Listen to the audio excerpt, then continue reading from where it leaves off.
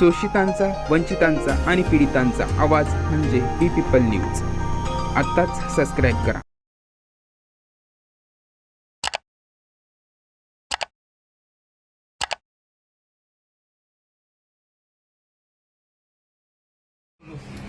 अनिकेत गायकवाड म्हणून आपली इथली उमेदवार निवडणूक लढली त्यांनी आपल्या वंचित करून.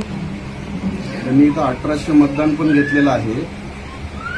अतिशय क्षुल्लक कारणावरून इथल्या स्थानिक काही स्वतःला आंबेडकरवादी म्हणणाऱ्या लोकांच्या माध्यमातून त्यांच्यावर हल्ला केला. कारण या मुलांनी आपलं निवडणुकीतही काम केलं, ते पदावर पण आहेत. 4 टाके पडलेले आहेत. त्यांच्या मी घरी आहे. शहराध्यक्ष आपले अनबोरे, महासचिव इथले आपले नाईक, ते सगळे पदाधिकारी सोबत आहेत. इथले संतोष खरात, आपले राजू डावरे, सगळे पदाधिकारी इथं सोबत आहेत. तर त्यांच्या ती मुलं आणि आईशी जरा 1 मिनिटं बोललं तर बरं होईल. ये इकडे साहेब, बोला. तुम्ही बोला ना, तुम्ही सांगा सगळं. आई आहे ती आई, जय भीम साहेब. माझ्या नाताला भरपूर मारलं इथे. सगळ्यांनी 25 माणसं होते. सगळे विटार दगडे घालवून त्याला पालतं घालवून मारलंय. आमचं लग्न ना, आम्ही इकडे मोठ्या नाताकडे ते होतो, त्यांना बायकांनी पकडलं होतं, त्यांना बायका मारत होते.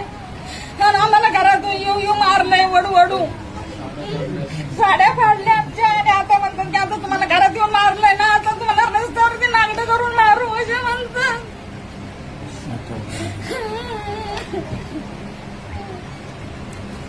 त्याचा तुम्ही बंदोबस्त करा साहेब. आम्हाला आता लय भीती झाली त्यांची, बाहेर वागायची.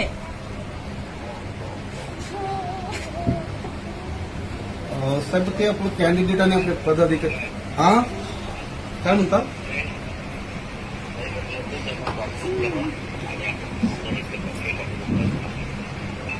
बर. आता त्यांनी काय केलेलं सर की डोक्यात 4 टाके पडले तरी अटेम्प्ट टू मर्डरचा केस लावला नाही. आता पोलीस स्टेशनला जातो आम्ही. हा हा हा हो हो हो हो हा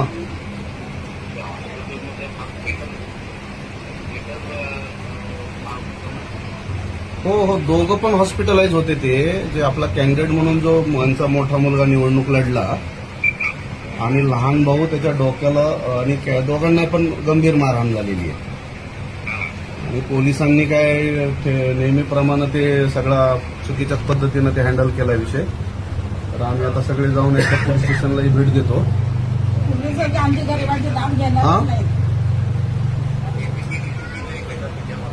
हो, एसीपी डीसीपीलाही भेटतो. तर त्यांचा ते मोठा मुलगा आहे आपला उमेदवार, त्यांच्याशी बोला 2 मिनिट. हॅलो, जय भीम साहेब. अनिकेत गायकवाड बोलतोय साहेब मी. हो बय, फक्त मनक्याला जरा दुखापत आहे, मानेला आणि मनक्याला सूज आहे ती, आणि डोक्याला मेंदूच्या जवळ.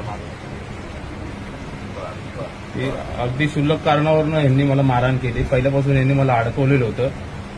सविस्तर माहिती मी सर्व आधी शहराध्यक्षांना पण दिली ती. वारंवार हे मला असं करत आहे, छळत आहे म्हणून.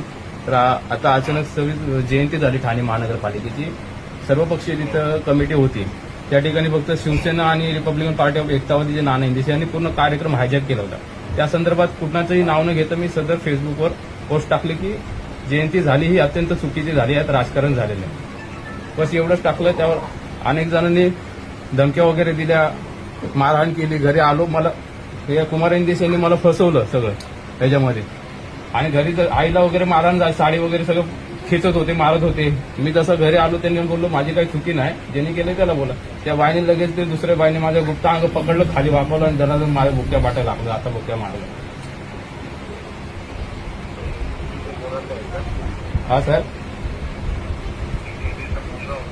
इंदिशेच्या घरातले सर्व माणसं होते साहेब. बायकांनी मला धरलं होतं आणि भावाला पोरांनी मारलं होतं.